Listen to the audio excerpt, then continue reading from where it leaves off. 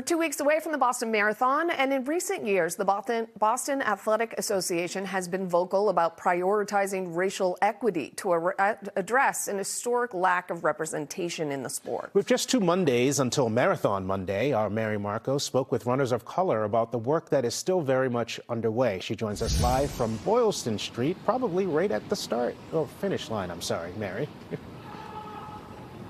That's right, Glenn, the finish. And those two runners say they are grateful to have crossed that finish line, but they're speaking out about the need for more inclusion.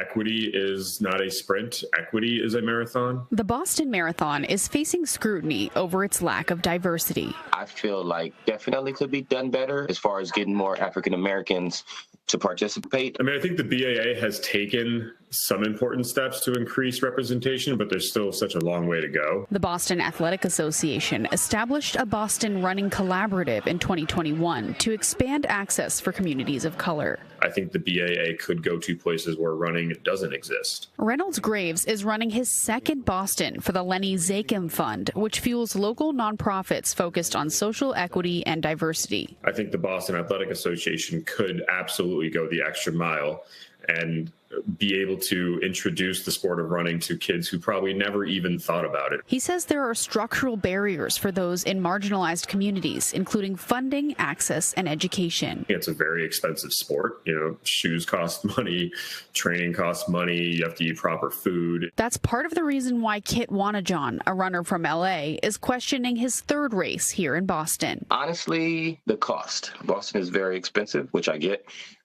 Flight, living accommodations. He emphasized the challenging selection process. Most majors is very difficult to get picked. And it's only getting harder. Qualifying times are being cut by 5 minutes for 2026. And I'm very grateful that I was able to experience it twice.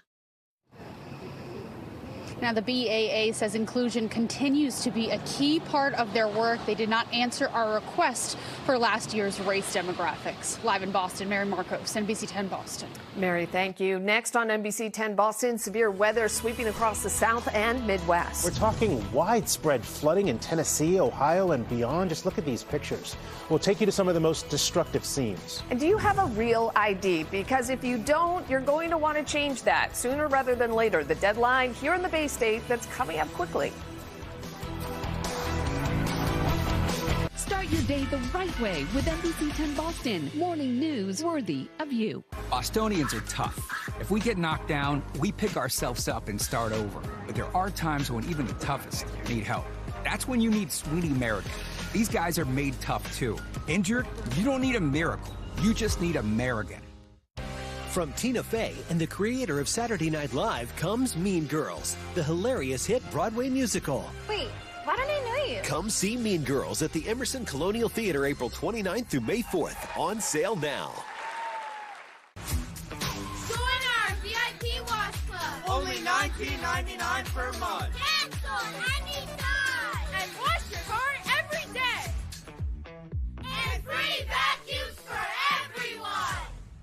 If I'm going to continue to be in the commercials, I have a few demands. Final say on wardrobe, cable TV in your dressing room? You don't have a dressing room. Look at number 17. We'll look this over. Thanks, guys. You created a monster. What time? Oh, nothing, Mom. Starting May 7th, you may not be cleared for takeoff. A real ID will be required to travel domestically. The coveted gold star, however, may be hard to get. With only 1 month left, appointments at the RMV are scarce, leaving many wondering what to do next. NBC 10's Colton Bradford shares the lengths he and many others have had to go to get one. Having a real ID was really a product of post 9/11 security measures. After years of delays and extensions, Real ID enforcement is finally here. Beginning Wednesday, May 7th, every air traveler over the age of 18 must have a Real ID, compliant state-issued driver's license, or ID to board a commercial flight. We are in this period now where people are looking to get appointments at their local DMV and not finding any. According to the Registry of Motor Vehicles, only 57% of Massachusetts driver's license and state ID holders have upgraded to Real ID. However, the head of the registry does not expect travelers without them to face a, quote, hard stop immediately once enforcement takes effect. There might be a chance that we see TSA sort of be a little bit more lenient, but there is no guarantee that they will be. If you don't yet have a Real ID compliant card, there are several alternative documents you can use to meet federal requirements. A passport is likely going to be the number one option that people reach for, or even a passport card. If you have a federal government badge, that also works. Residents can book an appointment by visiting the My